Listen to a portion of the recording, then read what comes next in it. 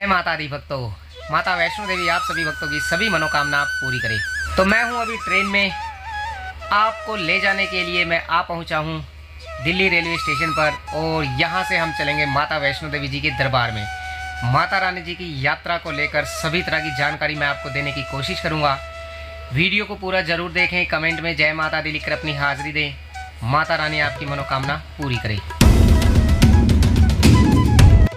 जय माता दी। माता वैष्णो देवी आप सभी भक्तों की सभी मनोकामना पूरी करे। ट्रेन में सफर करके जैसे ही आप कटरा रेलवे स्टेशन पहुंचते हैं, आपको बस एक काम करना है। कटरा रेलवे स्टेशन के बाहर से आप ऑटो लेकर आ जाइए कटरा मेन चौक पर। यहां पर आप सभी भक्तों के लिए यात्रा रजिस्ट्रेशन काउंटर बनाया गया है। आप यहां से सबसे पहले अपना RFID कार्ड ले लें। देखिए, बिना RFID कार्ड के आप माता वैष्णो देवी जी की यात्रा पर नहीं जा सकते। RFID कार्ड सुबह 5 बजे से रात को 10 बजे तक मिलता है। RFID कार्ड बिल्कुल फ्री है, इसके लिए आपको किसी भी तरह का कोई शुल्क नहीं देना है। RFID कार्ड 5 साल से ज्यादा उम्र के हर व्यक्ति के लिए लेना अनिवार्य है।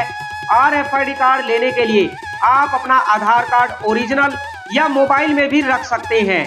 अगर आपके पास आधार कार्ड नहीं है तो आप अपना PAN card, voter card, driving licence कुछ भी दिखा सकते हैं, आपको RFID कार्ड मिल जाएगा। सामने पर्वत पर विराजमान है माँ वैष्णो देवी।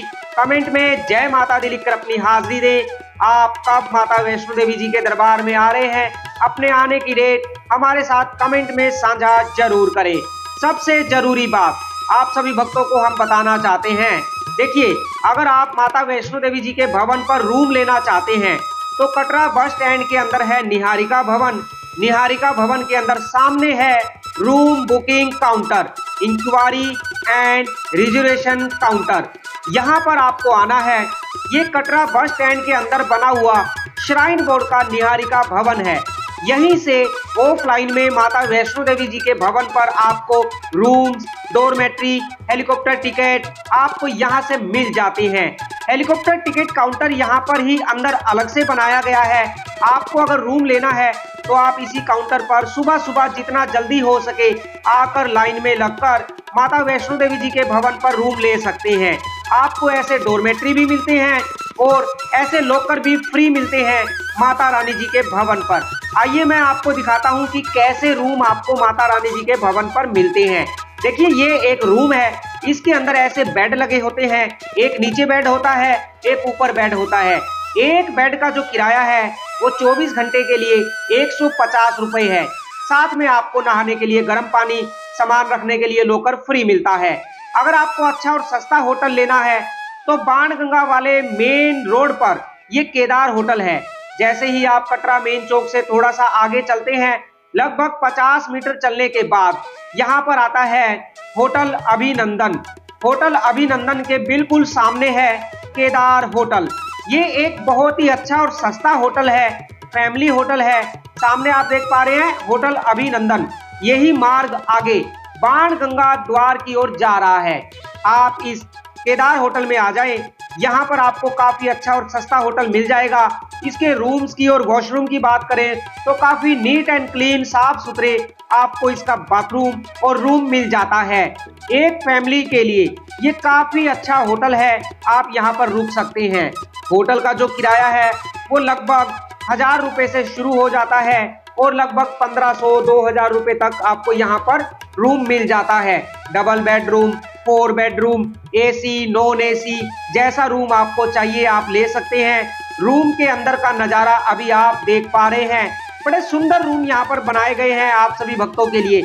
मैं अक्सर आकर यहाँ पर रुकता हूँ, आप यहाँ पर आकर रुकते हैं।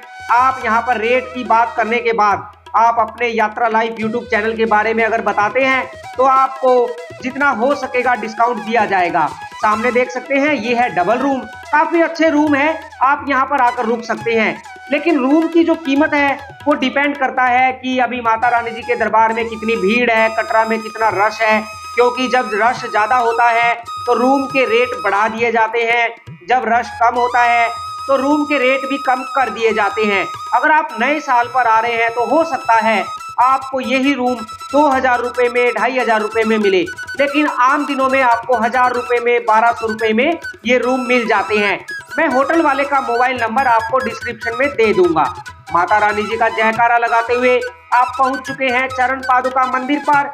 चरण पादुका मंदिर माता वैष्णो देवी जी की यात्रा का सबसे पहला पड़ाव है। यहाँ पर आप सभी भक्तों को माता वैष्णो देवी जी के श्री चरणों के दर्शन होते हैं और आप माता रानी जी का जयकारा लगाते हुए माता रानी जी की यात्रा पर आगे निकल पड़ते हैं।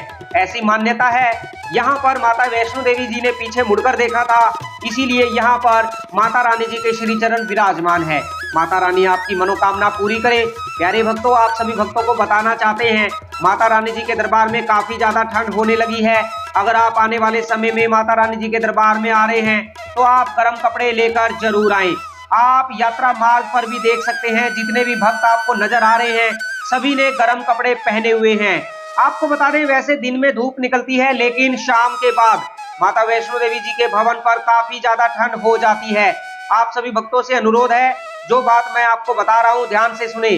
कोई भी कमेंट करके ये बात ना पूछे कि हम 10 तारीख को आ रहे हैं, 15 जनवरी को आ रहे हैं, 15 मार्च को आ रहे हैं, 15 फरवरी को आ रहे हैं, 10 फरवरी को आ रहे हैं, हम दिसंबर के आखिरी में आ रहे हैं, तो उस समय कितनी ठंड होगी। देखिए, आप जब भी आए मार्च महीने तक माता रानी जी के दरबार में काफी ज्यादा ठंड रहने वाली है, इसीलिए आप गर्म कपड़े लेकर जरूर आए। मार्च महीने तक आपको माता रानी जी के दरबार में बहुत ही ज्यादा ठंड देखने को मिलेगी। माता रानी जी का जयकारा लगाते हुए जैसे ही आप अर्धकुंवारी पर पहुंचते हैं, अर्धकुंवारी पर पहुंचते ही आपको एक अलग ही दुनिया देखने को मिलती है। यहाँ पर स्वर्ग से भी सुंदर नजारा आप सभी भक्तों को देखने को मिलता है। अर्धकुंवारी भवन पर आप सभी भक्तों को गर्भजून गुफा के दर्शन करने होते हैं, लेकिन गर्भजून गुफा के दर्शन करने के लिए यहाँ पर हर समय 10 घंटे, 15 घंटे, 20 घंटे, कभी कभी तो 24 और 36 घंटे की वेटिंग होती है। अगर आप चाहते हैं आपको यहाँ पर गर्भजून गुफा के दर्शन करने के लिए इतना ज्यादा इंतजार ना करना पड़े और आपको गर्भजून गुफा के भी दर्शन हो जाएं, तो आप एक काम कर सकते हैं। जब आप बाणगंगा मेन द्वार से अपनी यात्रा शुरू करते हैं, आप यात्रा करते हुए सबसे पहले आ जाइए अर्धकुंवारी पर। अर्धकुंवारी से भवन की ओर ये रास्ता जाता है। देखिए, इसी रास्ते से होते हुए आपको माता रानी जी के भवन पर जाना है, क्योंकि आप यहाँ से जाएंगे तो ये वाला रास्ता 1 किलोमीटर छोटा रास्ता है और इस रास्ते से ना तो आपको कोई घोड़े वाला मिलेगा और इस मार्ग की चढ़ाई भी काफी कम है। आप अर्धकुंवारी आने के बाद इसी मार्ग से होते हुए माता रानी जी के भवन पर जाएं। अब आपको क्या करना है, अर्धकुंवारी पहुंचकर आपको अर्धकुंवारी पर बने गर्भजून पर्ची काउंटर से अपना टोकन ले लेना है और गर्भजून गुफा का टोकन लेकर आपको सीधे आ जाना है माता रानी जी के भवन पर। माता रानी जी के भवन पर आने से पहले अगर आप यहाँ पर अर्धकुंवारी पर डोरमेट्री लेना चाहते हैं, देखिए ऐसे डोरमेट्री आपको अर्धकुंवारी पर भी मिल जाते हैं, जिसकी बुकिंग ऑनलाइन आप कर सकते हैं, लेकिन ऑनलाइन में 2 महीने पहले एडवांस बुकिंग करानी होती है। अभी ऑनलाइन में फरवरी महीने तक की सारी बुकिंग फुल हो चुकी है। 1 जनवरी को मार्च महीने की बुकिंग शुरू होगी। अगर आप मार्च में माता रानी जी के दरबार में आ रहे हैं तो आप 1 मार्च को सुबह सुबह माता रानी जी की वेबसाइट पर जाकर अपने लिए डोरमेट्री बुक कर सकते हैं। अगर आपको ऑफलाइन में ऐसे डोरमेट्री लेने हैं तो जैसे मैंने वीडियो के शुरू में आपको बताया, आपको कटरा बस स्टैंड के अंदर बने निहारिका भवन में जाना है। निहारिका भवन के अंदर जाकर आप काउंटर पर लाइन में लगकर माता रानी जी के भवन पर डोरमेट्री बुक करवा सकते हैं। देखिए, आपने अर्धकुंवारी से गर्भजून गुफा का टोकन ले लिया था। अब आप टोकन लेकर माता रानी जी के भवन पर आ गए हैं। आपको माता रानी जी के भवन के बड़े ही सुंदर दर्शन हो रहे हैं। आप एक बार कमेंट में जय माता दी लिखकर अपनी हाजिरी दें, माता रानी आपकी मनोकामना पूरी करे। जब आप माता रानी जी के भवन पर आ जाएंगे, यहाँ पर आपको माता रानी जी के दर्शन होंगे। उसके बाद आपको भैरव घाटी जाना होगा। भैरव घाटी जाने के लिए आप रोपवे का यूज कर सकते हैं। रोपवे में माता रानी जी के भवन से भैरव घाटी जाने के लिए आपको 100 रुपए देने होते हैं पर पर्सन। जब आप भैरव घाटी पर भैरव बाबा जी के दर्शन कर लेंगे और वापसी में जब कटरा की ओर जाते हैं, तब आप अर्धकुंवारी होते हुए कटरा जाएं। जब आप वापसी में अर्धकुंवारी जाएंगे, तब तक आपने जो गर्भजून गुफा का टोकन लिया था वो टोकन नंबर आ जाएगा और आप अर्धकुंवारी पर गर्भजून गुफा के दर्शन कर पाएंगे। अगर किसी वजह से आपका टोकन नंबर निकल भी गया तो आपको घबराने की जरूरत नहीं है। अर्धकुंवारी पर जो भी सीआरपीएफ के जवान होंगे या श्राइन बोर्ड के जो भी कर्मचारी होंगे, आप उनको अपना टोकन नंबर दिखाएंगे तो आपको गर्भजून गुफा के दर्शन करवाए जाएंगे। आपको बिल्कुल भी घबराने की जरूरत नहीं है, क्योंकि टोकन नंबर निकल जाने के बाद भी भक्तों को गर्भजून गुफा के दर्शन करवाए जाते हैं। बोलो जय माता दी। आप माता रानी जी के भवन पर पहुंच चुके हैं। सबसे पहले आपको एक खुशखबरी देना चाहता हूं। माता रानी जी के भवन पर जो प्राचीन गुफा है, प्राचीन गुफा आने वाले अगले महीने जनवरी में 14 जनवरी से भक्तों के लिए खोल दी जाएगी। ध्यान से सुने, प्राचीन गुफा को 14 जनवरी से भक्तों के लिए खोल दिया जाएगा और प्राचीन गुफा को जनवरी के बाद फरवरी महीने में या मार्च महीने में जब भी होली आएगी, होली वाले दिन प्राचीन गुफा को फिर से बंद कर दिया जाएगा। मतलब आप 14 जनवरी से लेकर और होली वाले दिन के बीच में अगर माता रानी जी के दरबार में आते हैं तो आपको प्राचीन गुफा के दर्शन जरूर होंगे।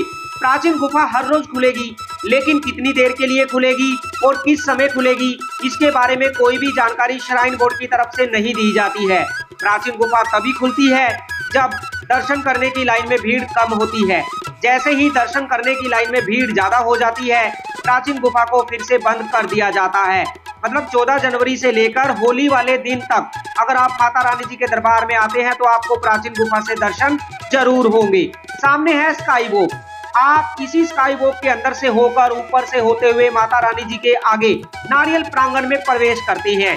आप स्काई वॉक के अंदर से होकर भी दर्शन कर सकते हैं और दुर्गा भवन के सामने जो गेट नंबर 5 है, आप गेट नंबर 5 के अंदर से होकर भी माता रानी जी की पवित्र गुफा में प्रवेश करने के बाद माता रानी जी के दर्शन कर सकते हैं। लेकिन मैं आपको यही कहना चाहूंगा कि आप स्काई वॉक के अंदर से होकर माता रानी जी के दर्शन जरूर करें।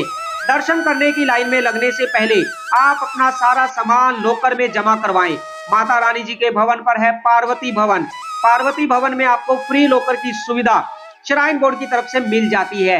आप पार्वती भवन में अपने लिए सबसे पहले लॉकर ले ले। जैसे ही आप माता रानी जी के दरबार में पहुंचे, आप सबसे पहले लॉकर ले, क्योंकि बिना लॉकर लिए आप ना तो अपना सामान कहीं पर रख पाएंगे और ना ही आप दर्शन कर पाएंगे।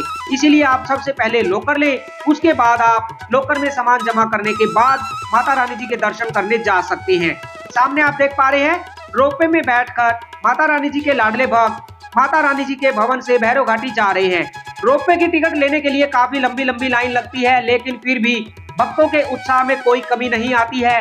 भक्त लाइन में खड़े होकर जय माता दी, जय माता दी, जय भैरव बाबा जी की जय, ऐसे जयकारे लगाते रहते हैं।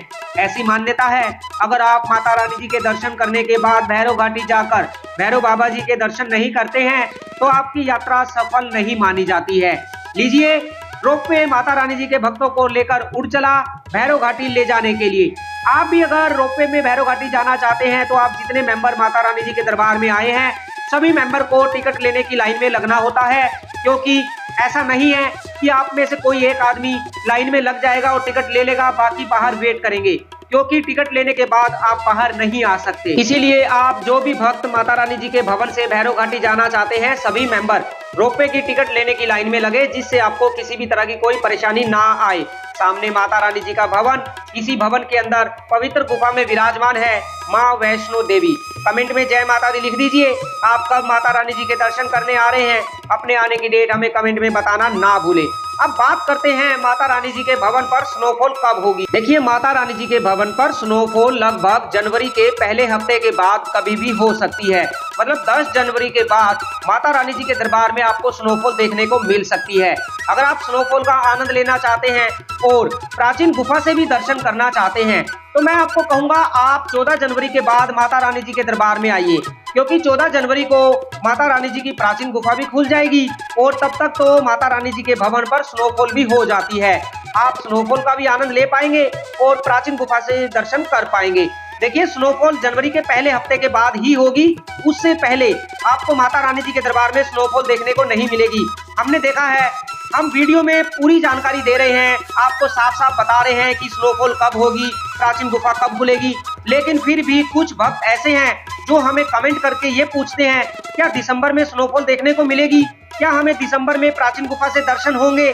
तो मैं आपको बता रहा हूँ कि जब मैं वीडियो में आपको साफ साफ क्लियर बता रहा हूँ कि स्नोफॉल जनवरी के पहले हफ्ते के बाद होगी और प्राचीन गुफा 14 जनवरी को खुलेगी, तो बाद में ऐसे कमेंट करने का तो कोई मतलब होता ही नहीं कि आप हमें कमेंट करके पूछे हम 25 दिसंबर को आ रहे हैं, क्या हमें स्नोफॉल देखने को मिलेगी, हम 20 दिसंबर को आ रहे हैं, क्या हमें स्नोफॉल देखने को मिलेगी।